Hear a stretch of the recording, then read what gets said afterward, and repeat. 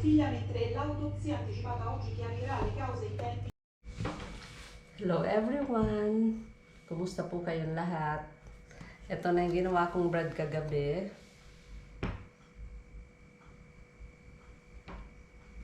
Bale, ang nagawa ko ho ay 3 pieces na malalaki. Parang baguette na hindi rin naman baguette kasi flat.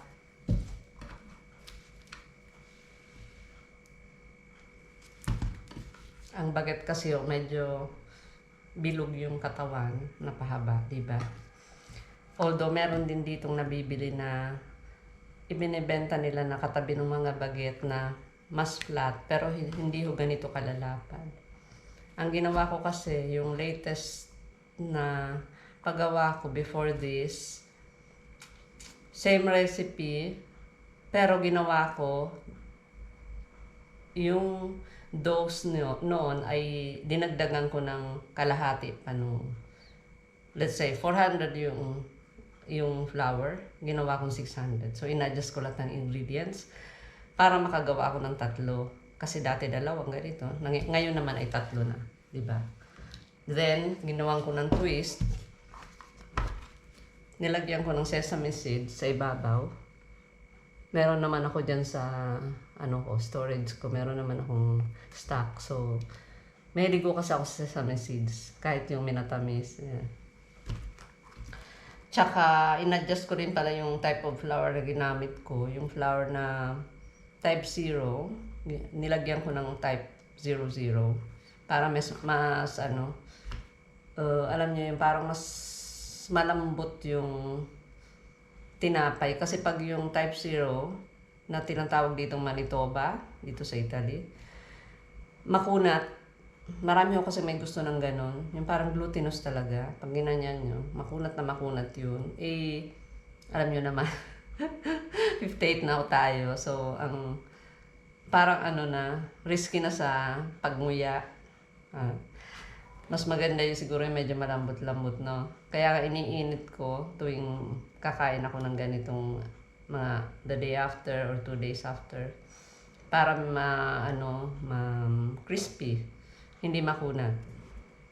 Basta sa ko lang iniinit sa kawali para hindi mawala yung crispiness. So ayun, ito na yung bread.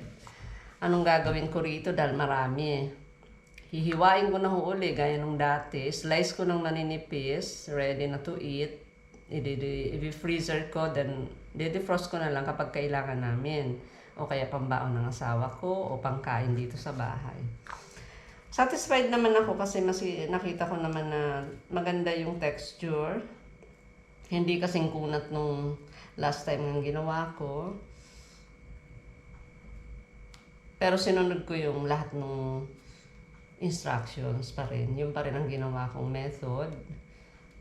Yun lang, may mga nabago lang ng konti. Masarap din kasi yung lagyan nyo ng mga cereal sa ibabaw. Pwede lagyan ng siguro ng oats. Try ko sa susunod yung oats. Then, kung ano pang gusto nyong ilagay para magkaroon naman ng twist. Para hindi lagi ang ganun ang lasa. Ano pa ba ang possible na pwedeng idagdag dito? Sa nakikita ko sa nilalagyan nila ng cereals, ibang cereals aside from oats. Lalo na ho yung mga mahilig yung health conscious, di ba? Kasi ma-fiber yun eh. Hihiwa-hiwain ko na ngayon ito. Then, simulan ko na para 11:50 na rito ng umaga.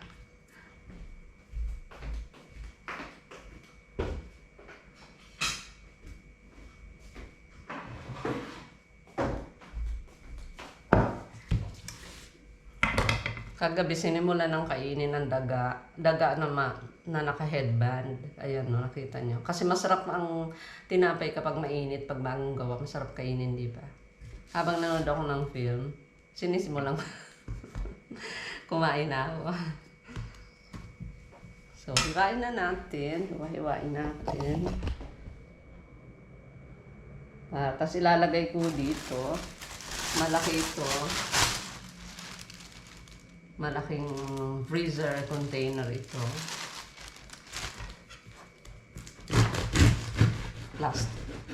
plastic bag pala.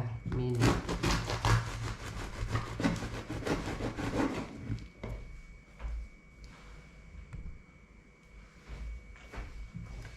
So, ayan ho. Di ba malambot? Kahit di ko na nga ito ngayon i-toast, pwede na rin. Hindi naman siya masyadong makunat gaya last time. Ang kunat talaga last time. Pero halos lahat kasi ng Italians gusto yung gano'n, yung glutinous. Yung parang pag hinila mo, hindi agad sasama. Yung talagang lumalaban yung ano niya, yung ganito. Ito, nasa middle tayo nung consistency nung ganon, tsaka yung bread natin na tasty bread. Ayoko rin naman kasi nung tasty. Alam niyo yun, yung parang parang papel. Anyway, ayan.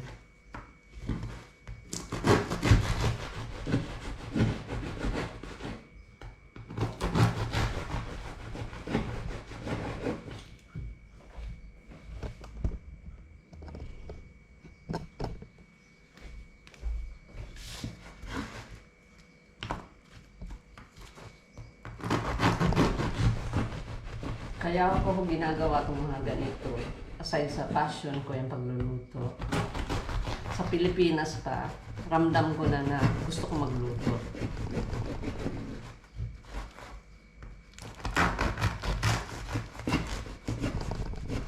Aside pa doon, mas gusto ko yung ako ang gumawa.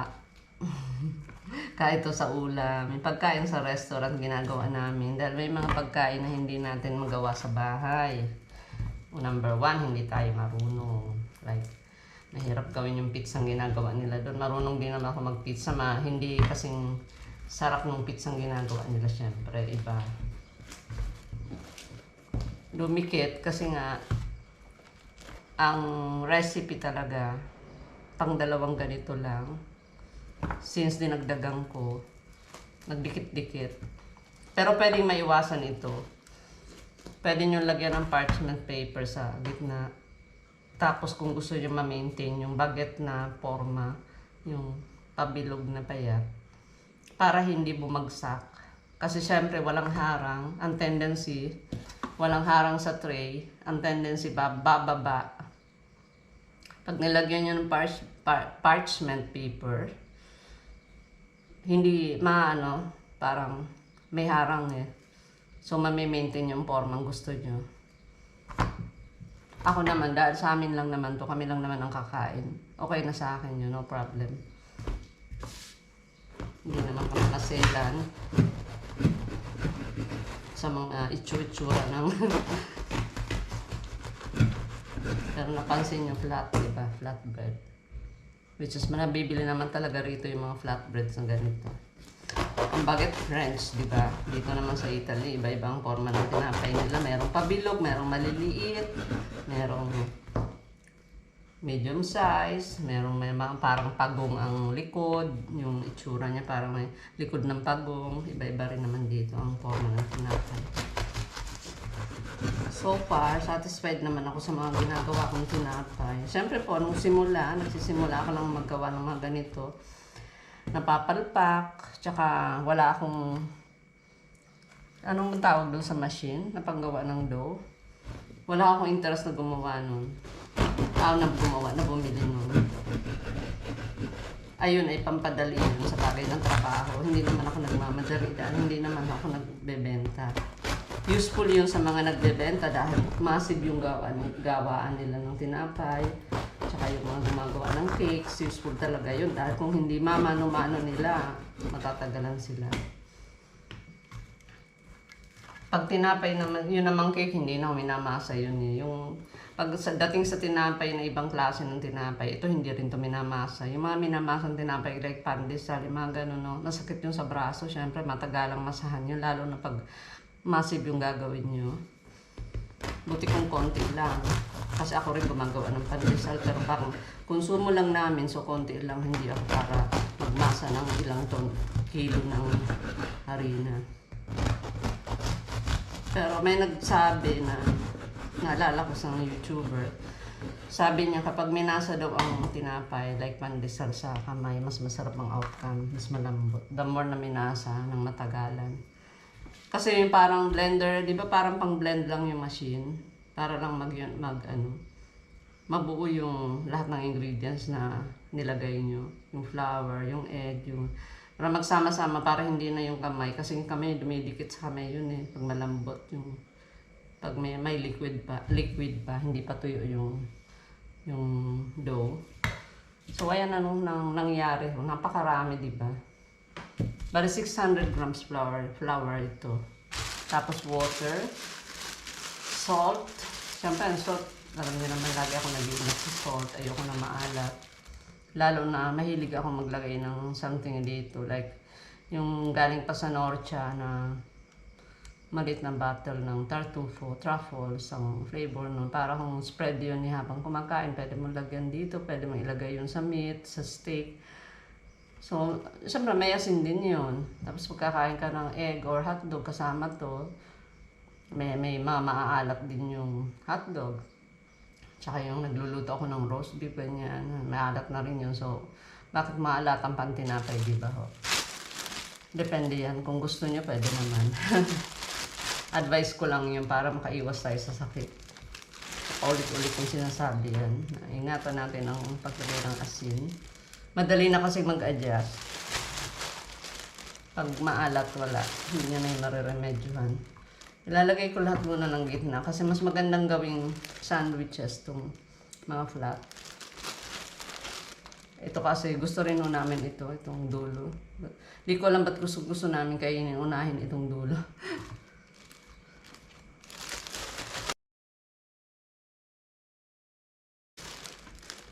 So, magtitira ako syempre. Kasi kakain pala kami mamayang gabi ng meat. So, magtitira ako ng marami-rami. Hindi naman ito kailangan freezer lahat agad to. Kasi hindi naman ito masisira agad eh. Nagtatagal naman ang buhay na ito. Mag-iwan nga ako ng madali na mag-freezer. Ito na ako munang ipi-freezer ko. Meantime, ito muna. Ganito, ilalagay ko sa container. Hindi ko muna i-ref. The last time na gumawa ako, nag-last ng siguro 5 days. Hindi naman nasira. Hindi nakaref. Iniiwan ko lang doon sa loob ng oven. Wala naman yung oven. Tinanggal ko muna. So ito, isasara natin mabuti syempre.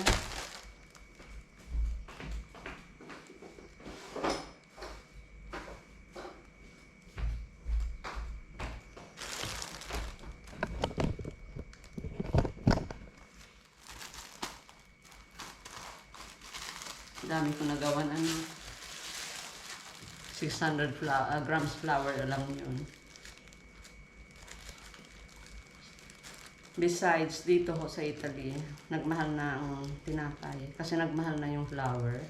Malaki na ho ang itinaas ng presyo. Nung panahon parang baliwala lang, parang dito ang tinapay pag binili mo. Parang ka lang bumili ng, parang isang bagay na hindi mo papansin. Like, parang yung pasta, ganun din ng panahon. Ngayon, ang mga pasta, ganun na rin halos. So, nag-double yung mga presyo. So, isa na rin yun sa advantages na marunong kang gumawa sa bahay. Ang pasta, fresh pasta, nakakagawa rin ako noon. Paminsan-minsan. Kaya lang, hindi naman kami laging kumakain ng pasta. Nagra-rice din kami, tapos meat. Lalo ngayon mainit na ang panahon, hindi na. Magsisimula na rin kami kumain ng mga fresh vegetable salad, mga greens. Then, siguro, hindi ko kasi kami kumpleto yung kumain, hindi kami yung first, yung typical Italian na meal. Ang typical Italian, meron silang appetizer, tapos, pag sa mga okasyon, ganun. Tapos, meron silang yung sinasabi ko, drink muna sila something, tapos may na silang kakain-kainin na antipasto nga, appetizer yata yun sa English language. Then, kakain sila ng first plate, second plate, dessert, fruits muna pala bago dessert kasi pwedeng fruit. Then, meron pang yung matatamis, cakes, meron pasticcini. Pero hindi naman lahat na ng families, lalo na sa panahon ngayon ay ganun ang pagkain. Meron na ring isa na lang ang kinakain doon sa mga sinabi ko, like first plate lang, second plate lang. May mga ganun na rin. Depende na rin yun sa tao ko. Kung ang kapasidad niya at yung kailangan ng katawan niya, ng energy, base rin sa trabaho niya. Siyempre, pag ang mabigat ang trabaho, dapat marami din kinakain. Marami din protein at carbohydrates para magka-energy, di ba? Then, yung pala, yung aside dun sa, pag nag-second plate dito, meron pa silang side dish. Or, yung gulay na niluto sauteed lang na nilagyan lang ng oil, like zucchini, mga cooked. Then, meron ding raw, aside pa sa, doon sa sinabi ko, meron din silang salad. May isang pamilya pinagtrabahuan ako dati na pati yung bata talaga na-train siya. Talagang automatic siya na kahit di mo sabihan, hindi mo kailangan pilitin. 4 to 5 years old, ganun, yung nandun ako sa kanila. Kinakain niya talaga yung salad, kinukusa niyang kainin, yung greens. Pagkatapos niyang kumain ng second plate, kakain siya ng salad. Or the other way round, unahin niya yung salad. Na-train kasi, tsaka nakikita sa magulang. Kaya, yun ang talaga nila. Diet nila. Healthy, diba? Anyway, yung ba't ba ako napunta sa topic na yun nga pala? Yung kakain kami mamaya ng meat. So, kailangan namin ng tinapay. Kung hindi rice, tinapay ang siyempre namin as carbohydrates. Meron ako dyan na chicken, isang piece na malaki ng chicken. Itatry ko ngayon lutuin naman sa air fryer dahil kahapon, di ba? Pork ang kinain namin kahapon, arosto, di mayale. Ngayon naman, chicken naman. Diba? Palit-palit lang naman eh. Kung makakalabas ako ngayon, bibili ako ng potatoes, lalagyan ko siguro, may carrots ako, konti na lang. Dahil luto ko na yung iba kahapon. So yun, ang sistema namin dito, iniiba-iba lang yung kinakain, pero siyempre yung mga gusto mo, nakasanayan mo, doon ka parang napofocus ka lagi doon. Tapos minsan iibahin mo rin pag medyo sabihin mo, lagi na lang ganito ang kinakain natin. Although hindi tayo dapat magreklamo, importante may kinakain pa rin tayo, diba? Salamat sa Diyos at sa mga blessings.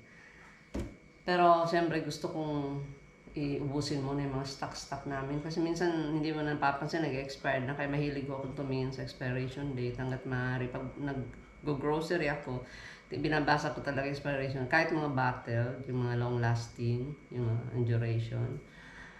Binabasa ko yun, hindi lang mga fresh. Siyempre mga fresh milk, talagang mga 3 days lang yun. Pag hindi mo inubos yun, masisira. Yung mga cheese, yan, madaling mag-expire yan. Pero meron din tayong mga napapabayaan sa natin, sa lagayan ng mga stocks.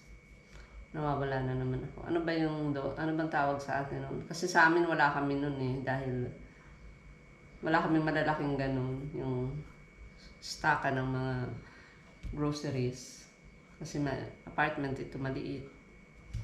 Nilalagay ko lang dito sa kusina, sa pencil dito sa mga hanging cabinets.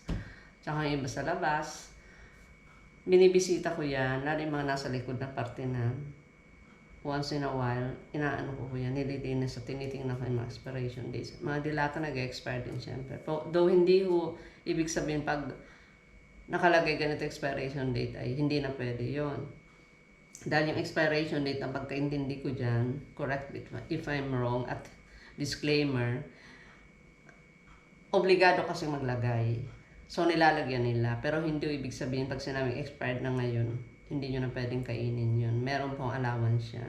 Lalo na yung mga dry goods, yung mga pasta. Matagal pa po yan bago to talagang mag-expire. wag nating isama yung mga fresh. Pag cheese kasi, mga ganun talagang, wag na. Yun ang ano, yung mga eggs, ganyan. Pero yung mga sinasabi ko, mga dilata, tapos yung mga dry goods, wag kayo matakot kasi hindi pa naman yung talagang makakasama. Lalo, tuyo naman. Yung ano pa ba yung mga, may nangyari ka sa akin yan, like tea. Oh, may expiration date yan, pero di ba tea, ano naman yan, dried na dahon, dried leaves.